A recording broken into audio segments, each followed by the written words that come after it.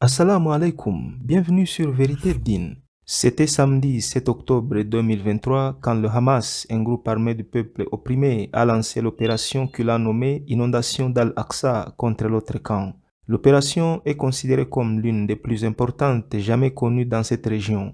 En retour, l'autre partie, dirigée par Netanyahou, a immédiatement déclaré la guerre en lançant l'opération qu'elle a baptisée Épée de fer.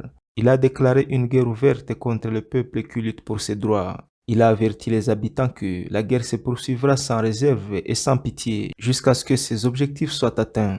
Peu de temps après, de nombreux pays ont commencé à réagir.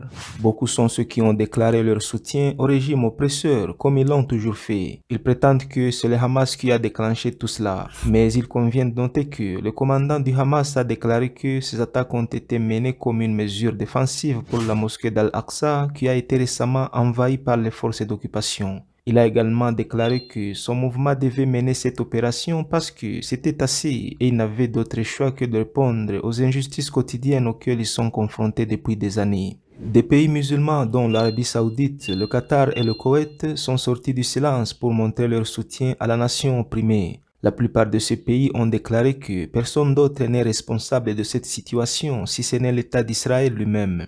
Il en est responsable parce qu'il continue d'exercer l'oppression sur ce peuple depuis des années sans aucune indulgence.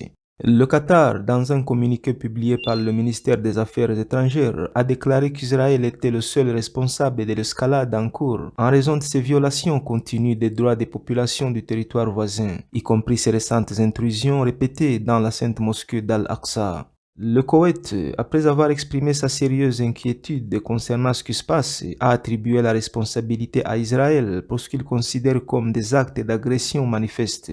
Dans un communiqué officiel, le ministère des Affaires étrangères du Koweït a exhorté la communauté internationale à intervenir et à mettre fin à ce qu'il a qualifié d'action provocatrice des forces d'occupation et d'expansion de la politique de colonisation.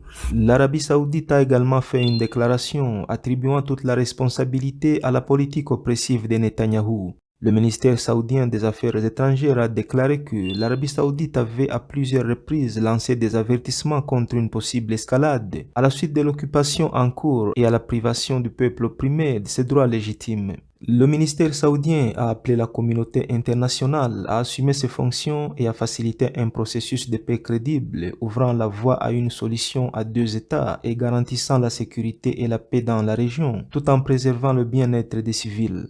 L'Indonésie, le plus grand pays à majorité musulmane au monde, a appelé à l'arrêt de tous les actes de violence et a lui aussi déclaré que la racine du conflit était l'occupation israélienne. D'autres pays musulmans, parmi lesquels les Émirats arabes unis, la Turquie, Oman et même la Syrie ont adopté une position claire contre le régime oppresseur, le considérant comme le responsable direct de ce qui est arrivé le samedi. Maintenant, des innocents vivant dans les territoires occupés se trouvent dans un état de terreur absolu et craignent pour leur vie alors que la soi-disant opération Épée de fer est en train d'être menée de manière violente.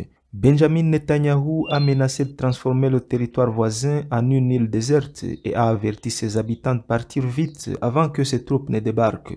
Pour conclure, mon frère, ma sœur, nous nous sentons peut-être impuissants face à nos frères et sœurs musulmans qui sont confrontés à des situations extrêmement difficiles, mais il y a quelque chose que nous pouvons faire de notre côté, et c'est prier pour eux autant que possible. N'oublions pas que le pouvoir du doigt est immense, et si chacun d'entre nous se souvient de ses frères et sœurs musulmans dans ses prières, cela peut certainement faire une différence. Surtout, soyons assurés qu'Allah est au courant de tout ce que font les malfaiteurs. Puisse Allah aider nos frères et sœurs musulmans qui sont opprimés partout sur la planète. Assalamu alaikum.